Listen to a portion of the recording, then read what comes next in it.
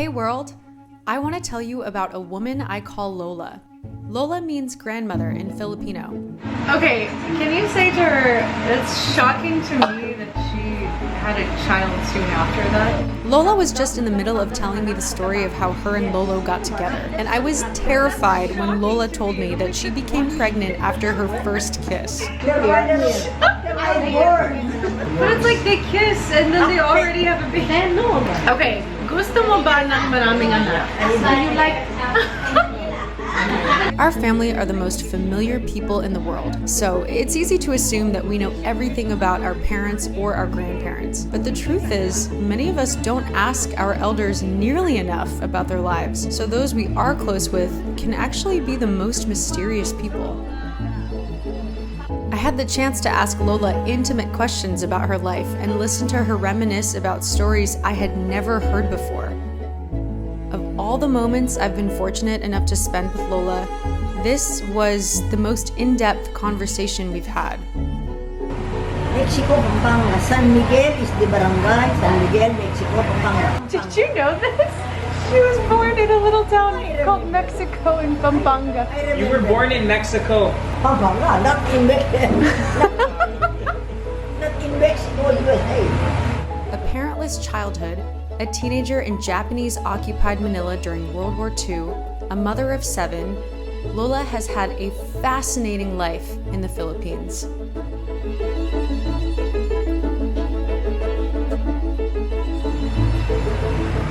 Lola, kailan ka ipananganak? July 9, 1926.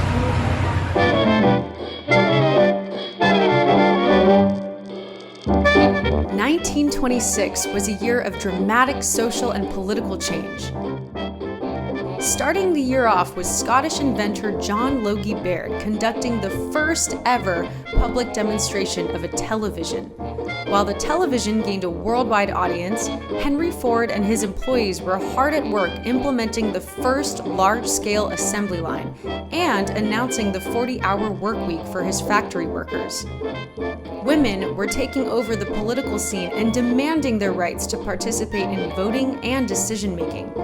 Japan would crown Hirohito, eventually leading the country into war and making their way to the Philippines. Some of the most influential people to walk this earth were also making their way into the world. This really was a crazy era of change and growth, and Lola has been here to see it all unfold. Lola is turning 94 years old this year, which makes her almost 70 years older than me. And she is still so strong. I mean, this woman is formidable. Lola, anong ginagawa mo dyan? Ba't umaakyat ka dyan? Lola, bakit? Uy! Anong ginagawa? She is always working on something, and she knows that if she needs something done, she will know how to do it best. My Lola works like all day, every day, 24/7, mag-araw, magdamag. She's always doing something. Kapag kahit birthday mo ngayon, hindi mo kailangan gawin to. Eh, anong gagawin ko? Dude, kaya siya umabot ng 90. Her and I are 3 generations apart, and even though we're living in the same century, her hands tell stories of different times, different worlds, and different hardships. She has been able to watch me grow up, and even though I wasn't able to watch her, I still would really like to try and understand what her life was like then and what it is now. Anong yung responsibilidad sa bahay mo? Bata pa ako, siyempre, ang kasama ko ay lola ko. Merong ang lola ko, ang tinuro sa amin ay ganito. Pagkagising mo sa umaga, yung bintana na kung saan nanggagaling ang araw, buksan mo. Para ang biyaya ng Diyos ay papasok. Yun ang sabi ng lola ko. Pagkatapos niya, maghilamos ka na, magsuklay ka na, ayusin mo ang sarili mo. Pagkatapos, kunin mo niya yung walis. Sabi niya, walisin mo na yan para maalis yung walang aging na mananatili. Pagkatapos niya, magsaing ka na, magluto ka na ng usahan. Ganun. Habang nagluluto ka, naglilinis ka. Wow. So Hindi you're yung- just cleaning. Hindi yung, Yeah. hindi yung nagsasaing ka, binabantayan mo, hindi. Habang hindi lutong sinain mo, magtrabaho ka. So a massive typhoon just blew through here, San Jose, Mindoro, on Christmas Day. And of all the years that I've been coming here since I was a child and my mom grew up here, we had never seen a typhoon so intense before. There were so many fallen trees, so many power lines down in the aftermath. And so right now there's a lot of logistics going on. Everyone's trying to clean up everything that blew off. Corrugated roofs are everywhere. Walls are completely ripped off of homes. So there's a lot of damage here. It's gonna take another few weeks, probably a month, for everything to get back up and running. I mean, we haven't had power for days. And right now, Lola's priority is these sacks of rice here because the bottom of them got wet, and so she's got to transfer all of these sacks of wet rice before they get too wet into these dry sacks. So I don't know where she went, but she set up her little station right here. So she'll be doing that for the next couple hours. At 94 years old, Lola Eliseo Consuelo Leasing is a tough woman. She doesn't suffer from physical ailments expected at her age. She stays active and occupied with her endless to-do list, whether it's cleaning the house, cooking meals, or taking care of her dogs. Nailala mo ba yung parents, yung mom and dad? I can't remember my mother because according to my father, my mother died. I was 4 years old. So that's why I cannot remember. But my father died. And Nanay Dolor is 3 months old. Oh, okay. Old, Nanay Dolor. 1945. Naalala mo ba yung values or traditions? Values. Anong mga tradisyon at mga ginagawa kayo ng magulang nyo? Mga values, ang mga tradisyon. lessons? Anong natutunan mo sa magulang mo? Siyempre, paano kang mabuhay, paano kang matututong maghanap buhay, paano kang magtrabaho, paano kang makisama sa tao. Always be kind and huwag Be kind. mayabang, ganyan. Pero napunta ka ba sa school? You know, I went to school at the age of 6 years old. Okay. Yeah, but it's far from house, maybe around 4 kilometers. But I'm only small, and I have a lot of cousins going to school. When I'm tired walking, they carry me. They carry her. Because I'm small. Alam mo ba kung saan kami nagdadaan ako? Ang dinadaanan namin ay bukid. 4 Within kilometers. 1 hour or more than 1 hour before we will reach the good road.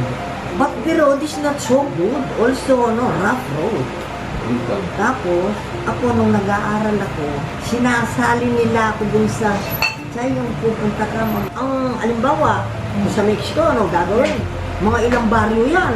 Ay, ang ating pinaglalaban, geography mo. So, yung paboritong subject mo, geography. Talaga?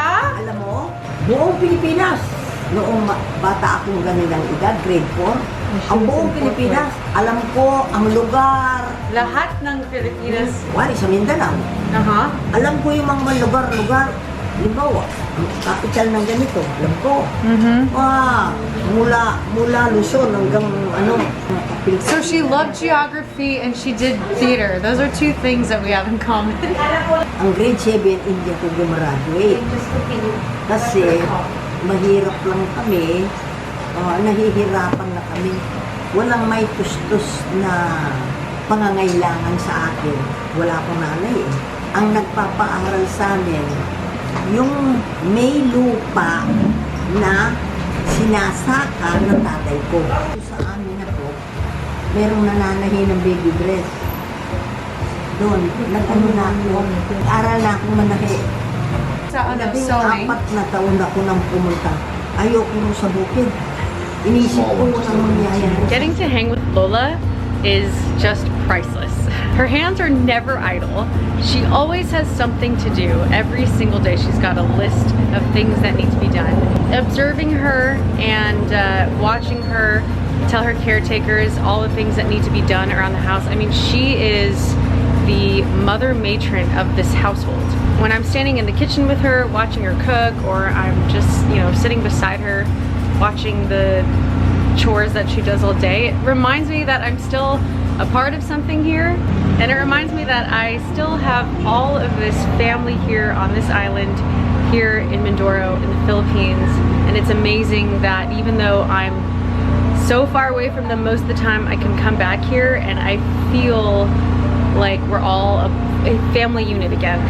And that's so cool, to feel so far away most of the time, but to come back and just be dropped right in the same spot again and feeling that that nothing has changed and all the family is still the same here. It's just, it's amazing to be able to come back here and spend that time with Lola.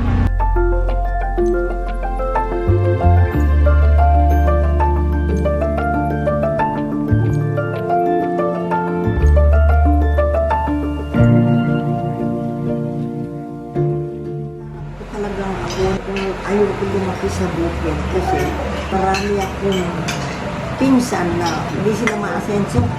Meron akong mga kaibigan, minsan papasok kami ng trabaho doon sa Intramuros, gumagawa ng lubid.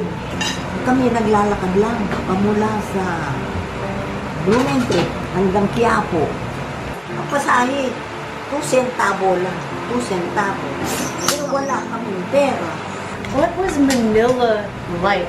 Parang mas maganda. It was known in the 30s as the pearl of the Walang Orient. maraming tao. Maraming tao. Walang No, maraming tao. walang maraming tao. Wala akong maraming tao. Mas maganda, di ba? Sa Kind of 1938. like Siyempre, pagdagdag mo na.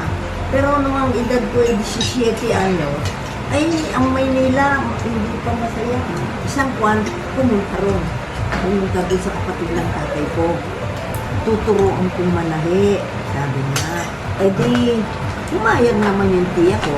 Nung pumayag yung tiyahin ko, eh di doon ako tumira. Doon sa ano ko, godmother ko. Meron silang bahay na malaki-laki. Tapos meron siyang isang anak na 2 years old ang edad, lalaki. Therefore, after a month, natuto ako. And then, they bring me to the shop. Doon, nag-umpisa na ako. Tapos no, nung, alam mo, kita ko, 10 piso isang linggo. After that, a long time, work. 1942, they announced there's a war. Japanese, like to, yung gusto nila makuha nila Pilipinas. What were you thinking then? Iniisip ko maghanap buhay. Pumasok ako mananati sa ano ng Hapon, yung kanilang uniforme. Were you frightened of the Japanese? Did they treat you bad? Did they treat you well? Okay lang naman. Okay lang naman. Pero nung dumating na ang talagang sundalong marami, binabagsak ng sinira na nila ang city. The city hall. Ginawa nga namin dahil nagbabagsakan ng mga ano. Gumawa nga kami ng ano. So that's why they made a bunk under Gumawa the... kami ng ano sa lalim. Dahil marunong ako magsalita ng Hapon, nakikipag-usap ako ng Hapon. Ay, sabi ng tiyahin ko, huwag ka nang makipagtalo. Sabi nga, baka ikaw ipatayin pa. Hindi na ako nakipagtalo. Binigay ko na yung aming mga pagkain. Ang mga tao sa Manila, na gano'n na, nag-retreat na, nag-uwi na kanila ng probinsya. Kami, yung mga important belongings namin, dinala namin, lumakad na kami. Papunta na kami ng Pampanga. Natatakot kami sa Hapon, papatayin kami ng Hapon. Kaya naglakad na kami hanggang sa nakarating kami ng Pampanga. Nung nasa Pampanga, ang naging edad ko, nasa 18 years old na ako. Sila. Kailan mo nakilala si Lola? Bata pa kami at dumating ang panahon, pumunta ako ng Manila, dinagkaedad na kami. Siya naman noon, nagbibiyahe sila ng arena sa Manila. Tapos pinanap niya ako sa Manila. Ano na kami no? Teenager. Bakit hinahanap? Kasi in love. Siguro. Tapos pinupuntahan ako rin sa tailoring kung saan ako nananay. Paglinggo umuwi ako eh. Tapos si lolo nyo, nanitang mamanilan niya isang araw, kinumbida kami sa isang handaan. Diyan, maraming gamit. Dito naman ay merong isang maraming papagyan at masarap. Umupo ko dito. Nung matagal na ako nakaupo, dumating si lolo, umupo dito. Di niya ako makalabas. Wala akong dadaanan. Ginawa niya sa akin, niyakap ako, hinalikan ako. Nung kasing nandiligaw siya sa akin, kahit na gusto ko, hindi ko siya nasabi ko. Gusto ko siya, pero nasabi ko rin ako. At saka niya She said she does not want to get married. Ano yung paboritong dekada ng buhay? Siyempre, magdalaga ako, naghahanap buhay ako. When she was I don't think single marry before she got married because she was independent, she was I making don't like money, to marry, she's working. but I'm ashamed to the people because Ano yung magagandang aalala? may asawa ko mabait. No. Yun ang That's the best thing. Nakaswerte ako sa asawa. She's lucky. What about me, Lola? Do you think that I will be able to marry a good man? Ang masarap ng tinikman ko sa buhay ko within 47 years kami magkasama ni Lolo. Okay, sometimes meron kayong misunderstanding, Yeah. but hindi kami nag-aaway na nalalaman nila. What is a piece of advice that you would want to give to Will and me? Huwag kayong magmamalaki. Hindi ko mo may pera na kayo, mataas kayo. Hindi, maging humble kayo. Ang pera dito lang yan sa lupa. Maraming salamat, Lola. Thank you. Now I have all of this on video forever and ever and ever. Pag wala na ako, o di naiisip mo, ay Lolo, pala nung araw ganun. On YouTube, ang araw-araw.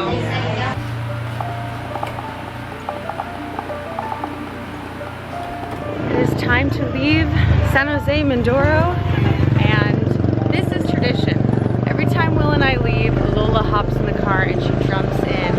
Comes with us to the airport because it's only like 15 minutes down the road. But since the typhoon, it might be a little bit longer down the road. And she watches us get in the plane and fly away. Go, Lola! No, you get it. You get it. You get it. Look at her just get in this car like it's no big deal. Well, with beer. You know what's incredibly insightful about this conversation I had with Lola is that we have so many more things in common than I thought. She's a person just like me, just almost 70 years ahead. That's why it's truly such an amazing and a very special thing to be able to speak with her so intimately about her life. The great women in our lives don't have to be worldwide historic celebrities to make an impact. It is through Lola and all of the women before Lola, their personal stories and struggles, that creates a legacy of wonderfully intelligent and passionate women in our family to choose their own path.